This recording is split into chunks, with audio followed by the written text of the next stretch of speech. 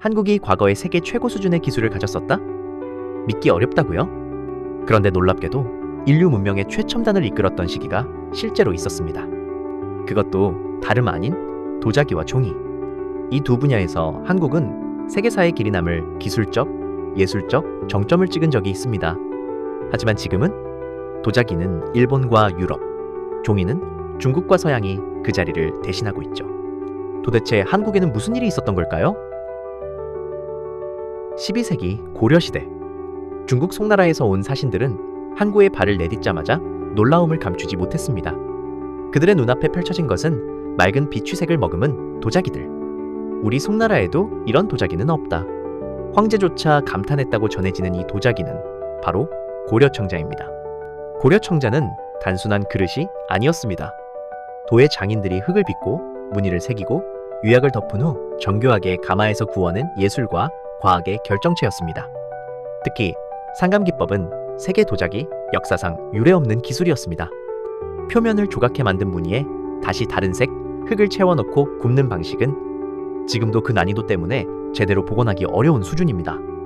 당시 송나라 사신들이 고려청자를 보며 감탄한 이유도 이 기술의 수준이 단순한 장인 정신을 넘어섰기 때문이죠. 하지만 고려청자의 전통은 조선으로 넘어오며 변화합니다. 조선시대에는 화려함보다는 절제와 단아함이 미학의 중심이었기 때문입니다. 그 결과 등장한 것이 바로 조선백자. 하얗고 담백한 백자는 선비정신을 담은 그릇이자 조선 유교문화의 상징이었습니다. 특히 조선 중기 이후 이 백자는 중국 명나라 귀족과 일본 상류층 사이에서 선풍적인 인기를 끌게 됩니다. 당시 왕실에서 사용하는 백자는 그 아름다움과 정밀성 때문에 하나에 수십 냥이라는 어마어마한 가치를 지니기도 했습니다. 그러나 이 전통도 오래 이어지지는 못했습니다.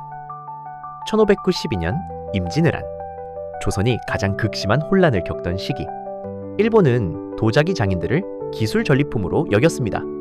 수많은 조선 도공들이 일본군에 의해 강제 이주당했고 그들의 기술은 일본으로 그대로 넘어갔습니다.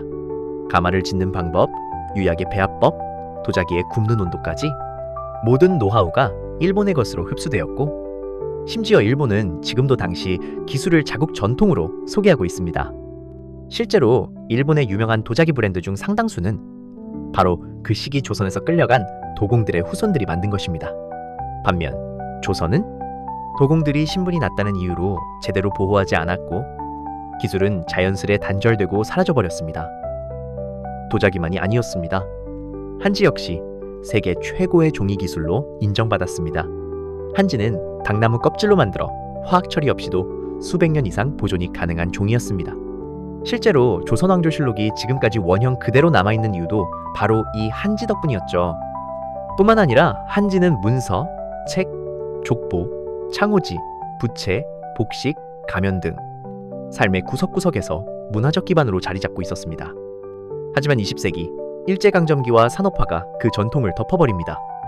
일본은 한지를 연구해 화선지라는 이름으로 세계 예술 시장에 진출했고 유럽은 이를 바탕으로 보존용 특수종이를 개발해 고급 도서관, 아카이브 시장을 장악했습니다.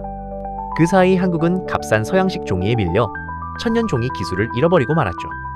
고려청자, 조선백자, 한지, 이것은 단순한 공예가 아닙니다. 당시 세계 최고 수준의 과학, 예술, 기술이 응축된 결과물이었습니다. 그런데 한국은 이 기술을 충분히 전수하지 못했고 국가적인 보호나 전략적 계승이 부족했습니다.